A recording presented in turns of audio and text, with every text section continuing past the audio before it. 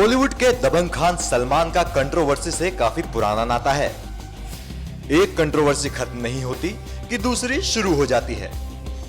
कुछ दिनों पहले सलमान को इंडिया की ओर से रियो ओलंपिक में गुडविल एम्बेसडर बनाए जाने पर विवाद खड़ा हुआ था, जो हाल ही में खत्म हुआ है।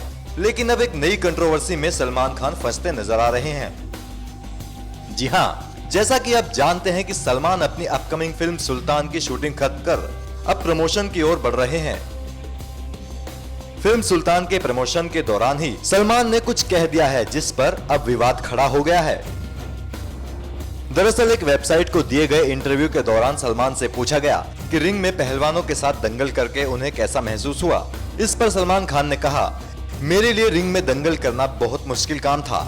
एक दिन हमें 6 घंटों तक लगातार शूटिंग करनी थी। इस दौरान मुझे ग्राउंड में काफी उठापटक करनी थी। मेरे लिए ये आसान नहीं था, क्योंकि इस दौरान मुझे 120 किलोग्राम के शख्स को 10 अलग अलग एंगल में पटकना था। मुझे भी कई बार ग्राउंड पर पटका गया। ये कई बार हुआ और इस दौरान हमारे बीच असली फाइट भी होने लगी। जब शूट के बाद रिंग से बाहर निकल रहा था तो मुझे लगा कि मैं एक ऐसी महिला हूँ जिसके साथ बलात्कार हुआ है। मैं सीधा बिल्कुल नहीं चल पा रहा था। मैंने इसके बाद कुछ खाया, सिर सीधा किया और फिर ट्रेनिंग के लिए चला गया। सलमान के इस विवादित बयान को लेकर सोशल मीडिया पर उनकी जमकर आलोचना हो रही है।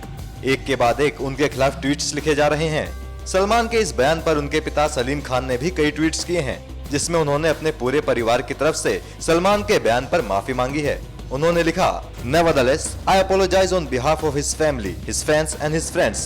Forgiveness is to pardon the unpardonable, or it is no virtue at all. Undoubtedly, what Salman said is wrong. The simile, example and the context, the intention was not wrong.